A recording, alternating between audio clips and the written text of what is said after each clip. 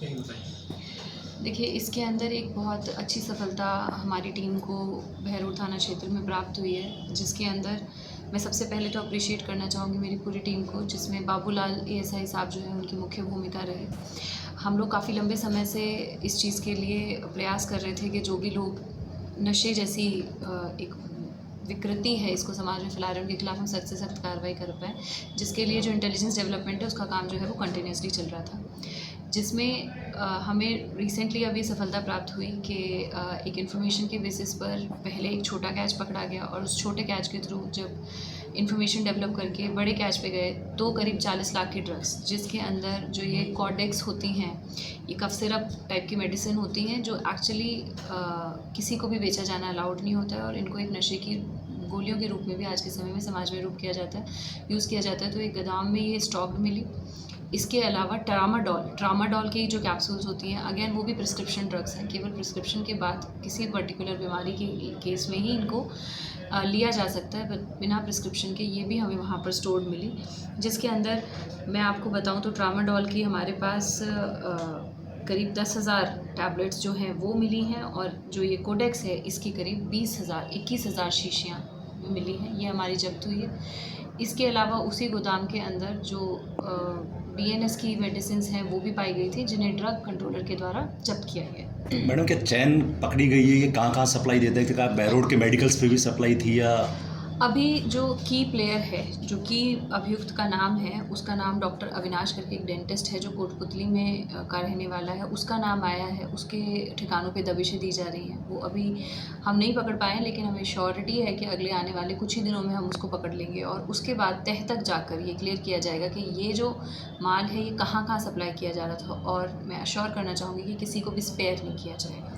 Madam, युवा भी इसकी ओर बढ़ता जा रहा है। जो युवा है वो शिक्षा की ओर से उनके विचलित हो गए, कदम नशे में दसते जा रहे हैं। तो क्या पुलिस के अलावा भी किसी और की जिम्मेदारी है, पेरेंट्स सहित, क्या उन पे अंकुश लगाया जाए? Ma'am, I would add one more thing here. Police और प्रशासन मिल करके क्या एक ऐसी यूथ कैंपेन, एक ऐसी यूथ ड्राइव चलाए समाज में, और या फिर गांव की चौपाल पर वीक में एक दिन या सप्ताह में एक दिन, ताकि क्योंकि मैम जो यूथ है वो प्रशासन की और पुलिस की बात को निश्चित रूप से समझेगा। कहीं ना कहीं हम जिम्मेदारी निभा सकते हैं पंच सरपंचों को साथ में लेकर के। तो क्या आपका इस बारे में क्या सुझाव है मैडम? जी बिल्कुल, जो आप कह रहे हैं, अगर हम ज़िम्मेदारी की बात करें तो ज़िम्मेदारी हर एक की है। समाज की ज़िम्मेदारी है, परिवार की ज़िम्मेदारी है, प्रशासन, पुलिस, हमें एक ऐसा एनवायरनमेंट क्रिएट करना है कि जो आगे आने वाली जनरेशन है वो इस प्रकार की जो बुरी आदतें हैं इनसे दूर रहे। और इसके लिए जो पुलिस प्रशासन है वो अपना रोल बनाने के लिए बिल्कुल तैयार है। आपके सजेशंस वेल टेकन हैं। इससे पहले भी कलेक्टर मैडम के साथ भी डिस्कशन किया जा चुका है और डेफिनेटली जो अब सीएलजी मीटिंग्स जो होती हैं वो हमारी रेगुलरली होती हैं। इसके अलावा रात्रि चौपाल भी होती हैं, उनके अंदर हम विशेष रूप से इस बात का ध्यान रख के इसे एक अवेयरनेस को उसके साथ एसोसिएट करके अवेयरनेस करने की कोशिश करेंगे। इसके साथ आजकल सोशल मीडिया वगैरह का इन्फ्लुएंस है, जिसकी वजह से बच्चे जो हैं वो गलत दिशा में बहुत जल्दी चले जाते हैं। तो इसमें प्रयासरत ये रहना चाहिए कि किस प्रकार से हम बच्चों को इस प्रकार की बुरी आदतों के बारे में बताएं, उनको अवेयरनेस जनरेट करें और जब कोई किसी गलत राह पे चलता हुआ नज़र आए तो शुरुआत में ही उसे किस तरीके से सही राह पर ले आएँ, जिसके अंदर पूरे समाज का सहयोग जो है वो आवश्यक है। और पहले भी मैं ये अपील करती रही हूँ और मैं आज फिर ये अपील करना चाहूँगी कि यदि आपको भी किसी प्रकार की कोई जानकारी मिलती है, आमजन में किसी को जानकारी मिलती है, तो हमारे साथ शेयर करें। पुलिस जो है वो पूरी तरीके से कमिटेड है इस खराब जो एक बहुत ही पीढ़ियों को ख़राब करने वाली आदत को जड़ से उखाड़ देने के लिए। जब भी हमें कोई सूचना मिलेगी हम उस सूचना पे सख्त से सख्त कार्रवाई करेंगे और अपने लेवल पे हम इंटेलिजेंस कंटिन्यूसली डेवलप करके कार्रवाई करने की कोशिश करते रहते हैं। आमजन के सहयोग से ये जो काम है ये और बेहतर किया जा सकता है। मैडम, यूथ के भविष्य के साथ में जो नशाखोरी, ये जो चीज़ें बढ़ रही हैं, इन लोगों के खिलाफ सख्त संदेश आप क्या देना चाहेंगे पुलिस के माध्यम से? सख्त संदेश यही है कि कोई भी आदमी इस प्रकार की गलत गतिविधियों में इंडल्ज होगा तो वो जेल के सलाखों के पीछे जाने के लिए, और ना केवल जेल के सलाखों के पीछे जाने के लिए, आपको पता है अब नए कानून भी आए हैं और उसके पहले भी प्रावधान था।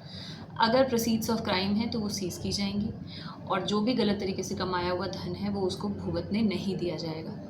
इस चीज़ के ऊपर किसी भी प्रकार का कोई भी अपराधी अपने मन में कोई शिकन ना रखे और सख्त से सख्त कार्रवाई इस प्रकार के अपराधियों के खिलाफ किया जाना हमारा कर्तव्य है और हम वो कर्तव्य निभाएंगे।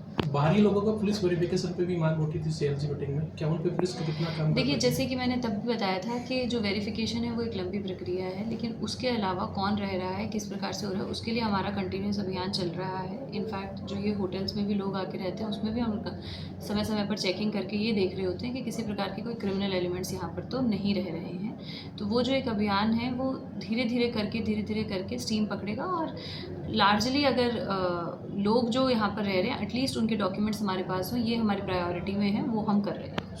कल मर्डर हुआ है, उसमें पुलिस कहाँ तक पहुँची है?